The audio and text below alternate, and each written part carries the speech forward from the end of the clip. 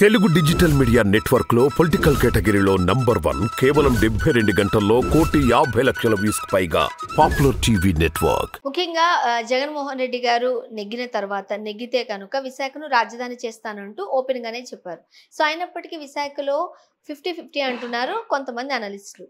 ఎందువల్ల అంటారు? రాజధాని అయినట్లయితే ఆ ప్రాంతం లేకపోతే సరిహద్దు ప్రాంతాలు అన్ని కూడా డెవలప్ అయితే కదా, అయినా సరే కూటమి వైపే ఎందుకున్నారు అనేది కొంతమంది ప్రశ్న. మీరు ఆ మంచి క్వశ్చన్ వేశారండి. వైవి సుబ్బారెడ్డి గారి నేతృత్వంలో ఉత్తరాంధ్రలో గతంలో వైజాగ్ సిటీలో 4 తెలుగుదేశం వచ్చాయి. ఈరోజు ఆ 4 రివర్స్ అయింది.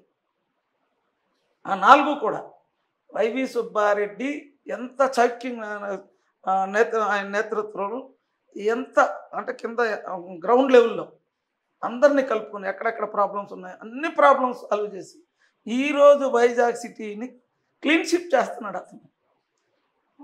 ఒకప్పుడు తెలుగుదేశం అంటే విశాఖపట్నం సిటీ, ఈరోజు అన్ని సుబ్బారెడ్డి గారు ఎక్కడికక్కడ అన్ని సార్ట్అవుట్ చేసి లోపాలన్నీ సరిదిద్ది కేడర్లో మనోధైర్యాన్ని నింపి నెక్స్ట్ జగన్మోహన్ రెడ్డి ఇచ్చిన పథకాలు ఏదైతే ఉన్నాయో ఆ పథకాలని పబ్లిక్ అందుతున్నాయి కదా, వాళ్ళందరికీ ఇటు కేడర్ని అటు పబ్లిక్ని కోఆర్డినేట్ చేసి ఈరోజు అన్ని సీట్లు గెలవబోతున్నాం. ఎందుకంటే అమర్నాథ్ అనకాపల్లి నుంచి ఇక్కడికి వచ్చి అమర్ కూడా గెలుస్తున్నాడంటే అర్థం చేసుకోండి. ఓకే, వైజాగ్లో క్లీన్ షిప్ చేస్తున్నారు. ఎందుకంటే సుబ్బారెడ్డి గారి నాయకత్వం అటువంటిది. సుబ్బారెడ్డి గారు ఎందుకంటే ఆర్నెస్లు కష్టపడి పనిచేస్తున్నారు. వైజాగ్లోనే కానీ మీరు అన్న ఇది కానీ జరిగింది అనుకోండి డౌట్, కానీ అందులో సుబ్బారెడ్డి గారు చేసిన కృషి ఏదైతే ఉందో 100% ఆయన ఎక్కడా కూడా ఎవరిని నొప్పించుకుంటా కేడర్ని కానీ పబ్లిక్ని కానీ ప్రజలను కానీ ఆయన చేసిన సాహసమే, ఆయన చేసిన మంచితనమే. ఎందుకంటే పబ్లిక్లో అంత దీనిగా కలుపుకెళ్తున్నాడు కాబట్టి రాజధాని విశాఖపట్నం అయి తీరుతుంది. అదే పబ్లిక్ కూడా మాకు కావాలని కోరుకుంటారు. అండ్ ఏపీలో రాజకీయ సమీకరణాలు రోజుకు ఒకలాగా మారిపోతున్నాయి. ఒకరోజు చాలా హీట్గా ఉంటే మన బయట ఉష్ణోగ్రత లాగా ఒకరోజు చాలా కూల్గా ఉంటుంది.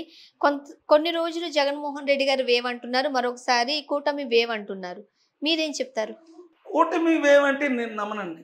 ఎందుకంటే మొన్న ఈ మధ్య నరేంద్ర మోడీ వచ్చిన తర్వాతే కూటమి wave. Last time Narendra Modi వచ్చాడు, నరేంద్ర మోడీ వచ్చి ఏమి అనలేదు కదా, ఏమనుకుంటే వెళ్ళిపోయాడు. ఇప్పుడు ఏమైంది, అనకాపల్లి రాజమండ్రి ఇవన్నీ జరిగిన తర్వాత ఆ కూటమి ఏదో బలపడింది అని అనుకుంటున్నారు. ఇది చాలా తప్పుడు నిర్ణయం. అంటే ఇది వీళ్ళు కావాలని చెప్పేసి కొంతమంది ఛానల్ వాళ్ళు కూడా ఏం చేస్తున్నారంటే హైప్ చేయాలని ప్రయత్నం చేస్తున్నారు. ఇప్పుడు కొన్ని ఉన్నాయండి. ఇప్పుడు ఫర్ సపోజ్ కొడాలి నాని ఉన్నాడండి, ఓడిపోయే వ్యక్తి. వంశీ ఉన్నాడు, ఓడిపోయే వ్యక్తి. వీళ్ళు ఓడిపోతున్నారు అని చెప్తున్నారంటే వీళ్ళు ఏ విధంగా బేడ ప్రచారం చేస్తున్నారు చూడండి. ఇదంతా ప్రాపగండ తప్పితే వీళ్ళకి అంత ధైర్యం ఉంటే వీళ్ళకి ఎందుకంటే ఇంత పొత్తులు. అంటే కొడాలి నాన్నగారి విషయం మీరు ఎలానో తీశారు కాబట్టి ఆయన మాటల వల్ల, ఆయన వాడే భాష వల్ల నెగిటివిటీ చాలా మూటగట్టుకున్నారు. ఈసారి కొడాలి నాన్నగారు ఖచ్చితంగా ఓడిపోతారు, ఆయన లైక్ పర్సనాలిటీ వల్ల అనేది కూడా మనం చూస్తూ ఉన్నాం. మీరేమంటారు? నేను ఆయన ప్రజల మనిషిని, ప్రజల్లో ఉన్న వ్యక్తి కాబట్టి అంత ధైర్యంగా మాట్లాడగలుగుతున్నాడు. ఆయన ప్రజలకి ఇప్పుడు గూడూరులో మన ఇది ఆయన కొడాలి నాని ఏదైతే చేస్తున్నాడో ఆయన కాన్స్టిట్యున్సీలో నేను కూడా వెళ్ళిన వ్యక్తినే, నేను తిరిగిన వ్యక్తినే. ఆయన ప్రజలతో కలిసిపోయాడు కాబట్టి అంత ధైర్యంగా మాట్లాడుతున్నాడు. ఆయనే కానీ ఓడిపోతే ఇంకా పబ్లిక్లో ఏదైతే ఆయన చేసిన దానికి సేవకు కానీ దీనికి కానీ ప్రజలు విశ్వాసం కోల్పోయినట్టే లెక్క.